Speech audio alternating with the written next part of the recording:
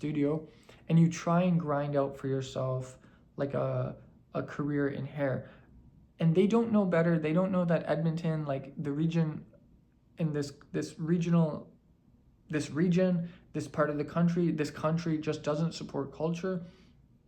And so they fail. What should be happening in the hair industry is people are starting unionized workers co-ops to give young women a taste for themselves, what it means to be, besides unionized, like actually in a healthy working environment so that they can self-advocate for their welfare politically, which is like anti-misogynist, clearly, anti-capitalist, anti-patriarchal, and done correctly, such that there's actually an intellectual element to their work as an outcome. And that's where I come in. I really am after the emancipation of the working public, the poor and the homeless, from patriarchy. I want to live in a free state. I think it's possible. I think it's realistic. And I'm going to speak to my little Playdate device. When you go to a hair salon, you have the opportunity of writing a review, but the honest to God truth is you don't know what you're talking about as a client. You might have a legitimate bad client customer experience, like a bad professional customer experience, but that's different than like you not getting what you want. You might actually have gotten what you want. It's just the realistic chemistry and like your ability to come back to support that haircut, that cut, that color, isn't there. Like this client of my hairdressers that got this like discounted treatment had really bad hair coming into the salon. And the problem with that is you're literally going through a fucking full color treatment. Your hair's not even strong enough necessarily to go through that much toner or chemical. There was like 20 grams of goop of color. I don't know what it's called yet.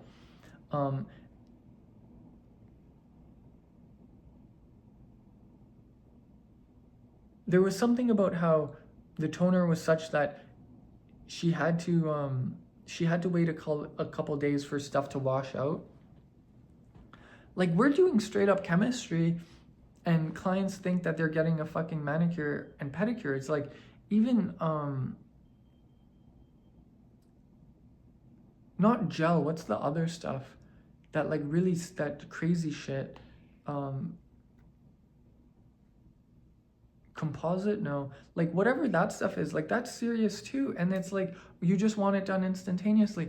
And so what I'm proposing is like essentially a hair salon with a software system, with a device like this, where it's like you sign up to even be considered for registration. So like you put your resume onto the software, and then your resume is a documentation of all the cuts you've done, all the treatments you've done, your ability to sell product. And then you go to other hair salons as like as a volunteer, but then because they're using the software themselves, you guys can tap devices and connect such that the professional potential for networking is like elevated to a socially engineered status. There's an update in society's way of doing this, and like a part of these hair salons is like customers are like actually expected to like be learned in hair, such that like it's realistic for the hairdresser to push back against the client's intentions and not pay for it. And then even when the hair treatment is done, it's like, listen, you know what the fucking chemistry, you knew what the circumstances of the situation, and you're actually, we know that you know because you participated in an education program, and reviews will be done on here so that reviews themselves fundamentally mean, like if this is the place you're having your review done, it means something totally different because it's on way more, not equal, but like, because there's always like a sense of like care towards the customer. like it's a therapeutic environment, but it's like these reviews don't destroy the career of a hairdresser, but also like there's if literally a client is coming to you just like had happened to Abby and like is a bodybuilder and like is intimidating you and threatening you in person and the police have to get involved, like everyone knows about it and like that client is blacklisted. The hair salon is just it's the hair salon is essentially raunchy. Um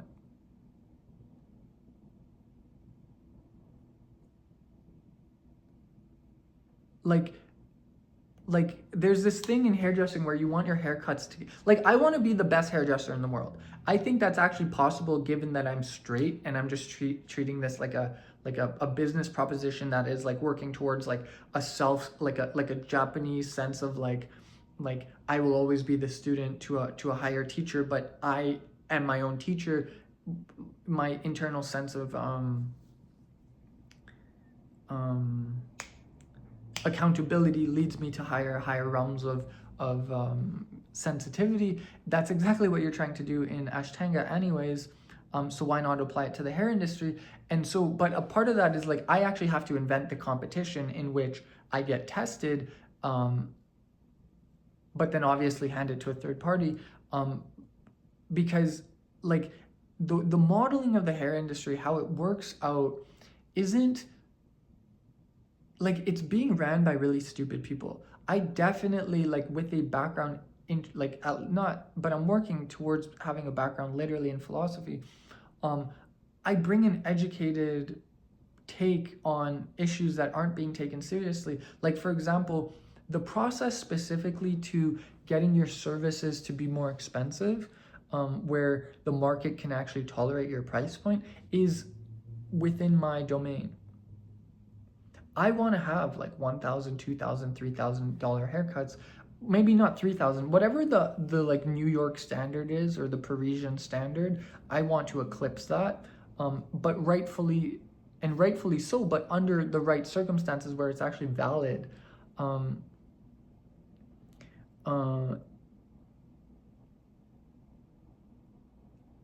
Like Hair by Chrissy, like that whole thing of like with that one blonde girl who like wasn't an influencer and she was getting ripped apart. I want to speak to that. And like I have no business in Los Angeles. I'm definitely an East Coast boy. But hair allows me to talk about like the bullshit of like celebrity culture and or like not celebrity culture, but the bullshit of like California's privilege and like tax system, like wealth discrepancy, which is interesting because the entire world is looking at LA. Like I know about like Enfant, Riche, Dupree, like and like Pally, which is like between some artist and Jim Franco or Joe Franco. And then he's like a predator in like acting schools, and he had that whole thing of like he was getting all his undergrad, masters, and like just graduate school degrees from like these elite East Coast, like just elite colleges, elite universities, but like he barely showed up and like was hitting on the students and like. And then there's that other fashion brand, Marking Distance, with that fashion influencer